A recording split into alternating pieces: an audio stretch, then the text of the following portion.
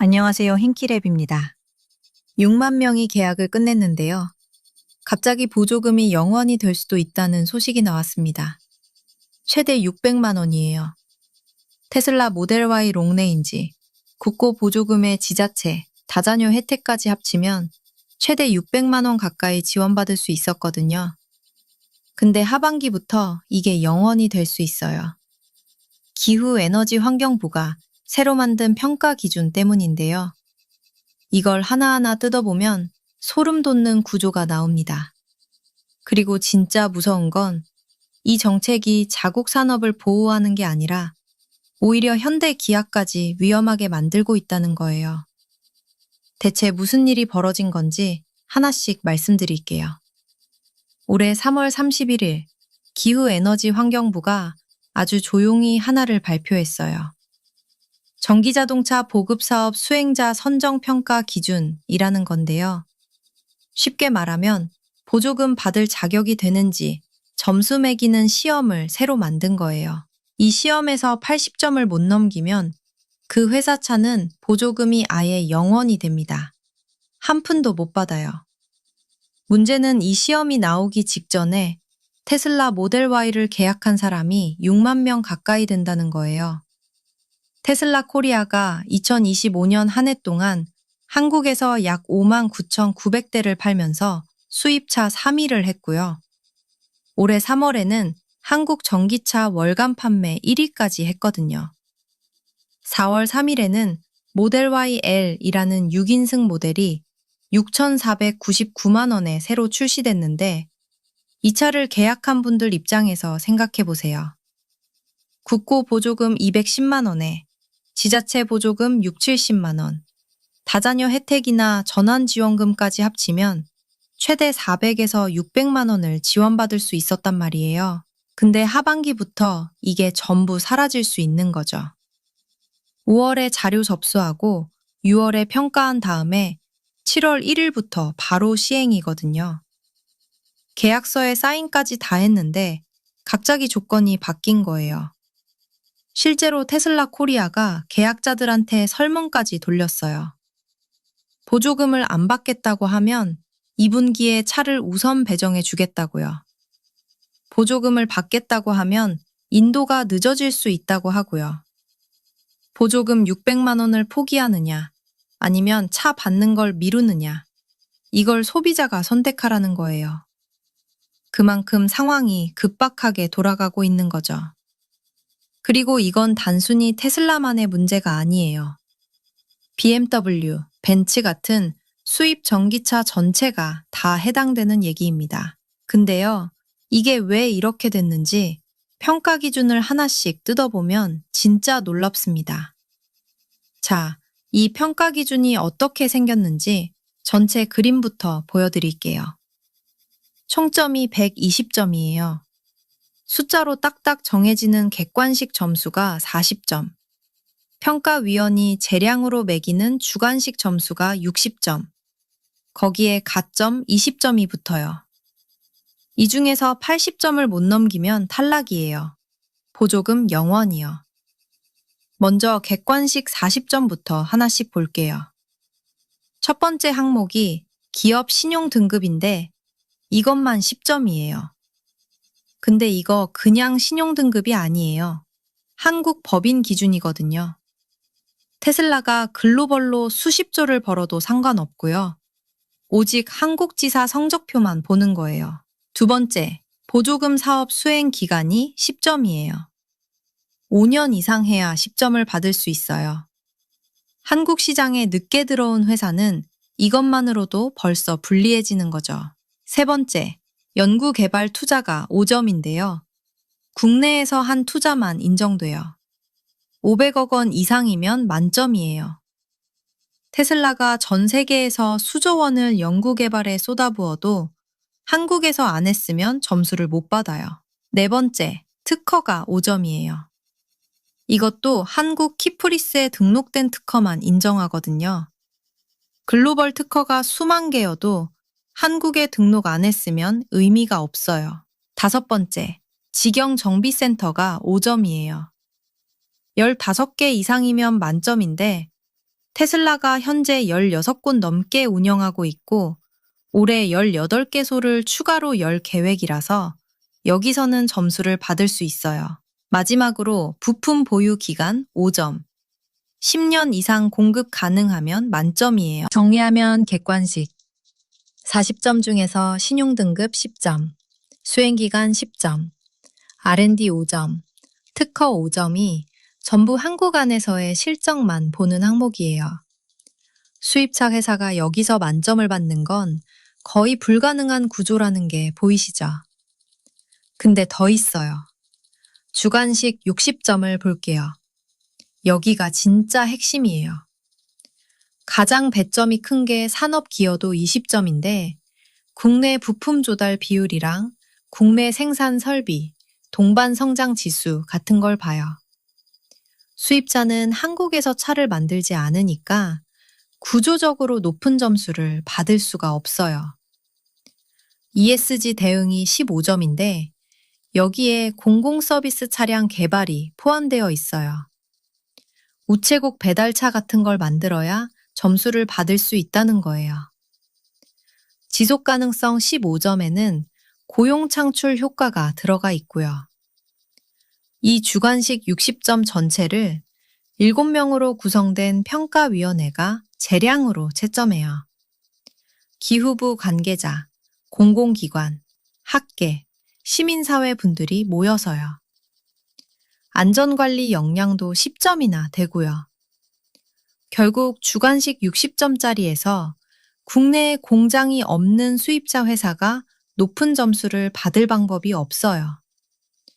심판이 경기 규칙을 만들고 직접 점수까지 매기는 구조인 거예요. 이쯤 되면 좀 화나시죠? 근데 아직 가점 얘기를 안 했어요. 가점 20점 중에 급속 충전기 보급이 5점 있거든요. 여기서 인정하는 충전 방식이 한국식 충전 표준인 DC 콤보1 뿐이에요. 테슬라가 전국에 슈퍼차저를 1000기 넘게 깔아놨잖아요. 근데 이건 테슬라가 만든 낙스라는 충전 방식이라 가점이 0점이에요. 재밌는 건 지금 북미에서는 이 낙스가 새로운 표준으로 자리 잡아가고 있다는 거예요. 글로벌 흐름은 낙스로 가고 있는데 한국만 예전 방식을 고집하면서 그걸 평가 기준으로 삼고 있는 거죠. 자, 이 기준대로 쭉 계산해 보면요. 테슬라 예상 점수가 67점 정도밖에 안 돼요. 합격선이 80점인데 67점이에요.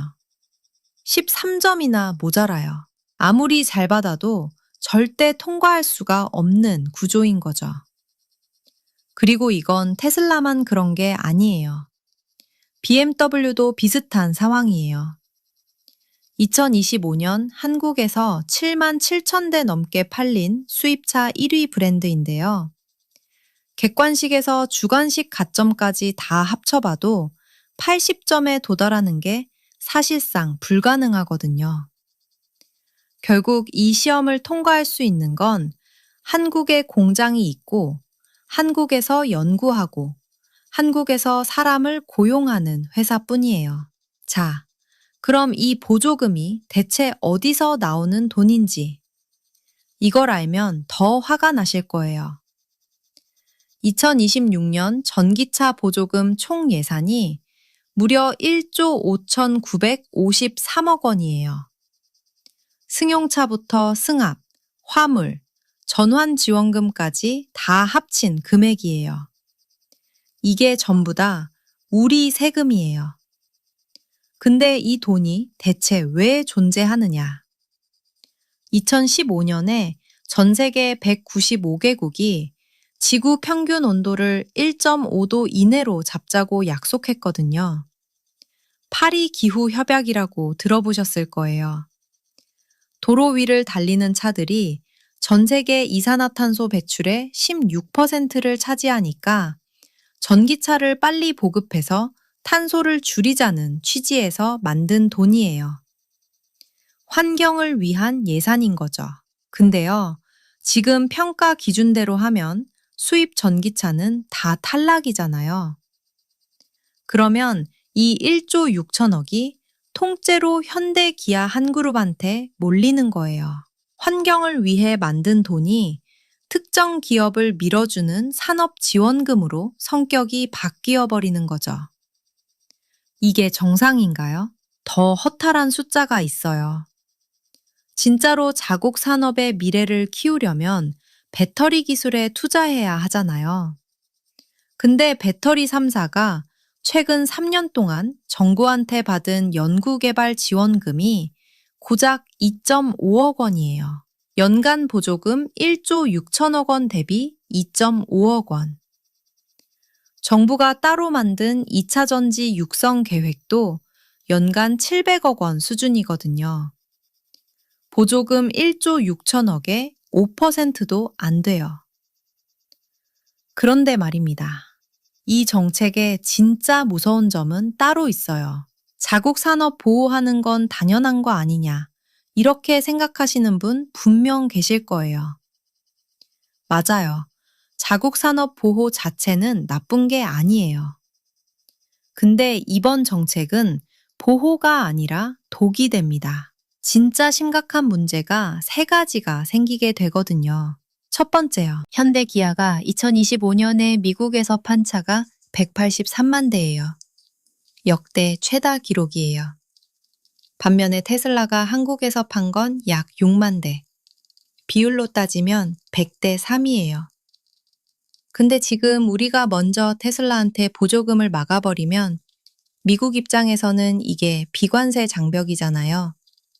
주한 미국 상공회의소도 이미 이걸 공식적으로 지적하고 있거든요. 쉽게 말해 우리가 먼저 한 대 때리는 건데 상대방 주먹이 30배 크다는 걸 모르고 있는 거예요. 트럼프 행정부가 통상 압박을 강화하고 있는 시점에 이게 빌미가 되면 현대기아 183만 대가 위험에 빠지는 겁니다. 두 번째, 정부가 2030년까지 신차의 절반 가까이를 전기차로 채우겠다는 목표를 세웠거든요. 근데 2025년 전기차 침투율이 아직 13%대예요. 여기서 중요한 건 전체 전기차 판매의 34%가 수입차라는 거예요. 3분의 1이 넘는 거죠. 여기서 수입차 보조금을 끊어버리면 자기가 세운 목표를 자기 발로 차는 거예요. 전기차 보급 목표 달성이 사실상 불가능해지는 겁니다. 세 번째, 보조금을 한 곳이 독점하면 가격 경쟁이 완전히 사라져요. 경쟁 상대가 없는데 굳이 가격을 내릴 이유가 없잖아요. 결국 그 피해는 고스란히 소비자한테 돌아오는 거예요. 그래도 희망의 빛은 있어요. 여당 이소영 의원이 기후부 장관한테 직접 반대 의견을 전달했거든요. 평가 기준이 변경되거나 무효화될 가능성이 나오고 있습니다.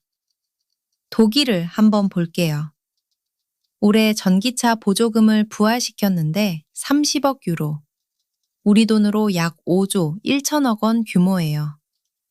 근데 원산지 차별이 없어요. 프랑스는요? 탄소 발자국 기준으로 환경평가를 해요. 한국은요? 기업 단위 평가. 해외 사례랑 비교해보면 가장 노골적인 구조예요. 결국 이 정책, 누구를 위한 건지 한번 생각해 보시죠. 정리해 볼게요. 6만 명 소비자가 최대 600만 원을 날릴 수 있는 상황이 생겼고요. 비를 파보니까 1조 6천억 세금이 한 그룹 전용으로 설계된 구조가 드러났어요. 그리고 자국 산업을 보호한다던 이 정책이 오히려 현대기아 183만 대를 위험하게 만들고 있었죠. 여러분은 어떻게 생각하세요? 전기차 보조금, 국산차만 줘야 한다. 아니면 소비자 선택에 맡겨야 한다. 댓글로 여러분 의견 들려주세요. 선택권이 누구한테 있어야 하는 건지 같이 이야기해봐요. 이 영상이 도움이 되셨다면 좋아요 한번 눌러주시고요. 이런 경제 이슈 쉽게 풀어드리는 채널이니까 아직 구독 안 하신 분들은 구독도 부탁드릴게요. 오늘도 끝까지 봐주셔서 진심으로 감사합니다.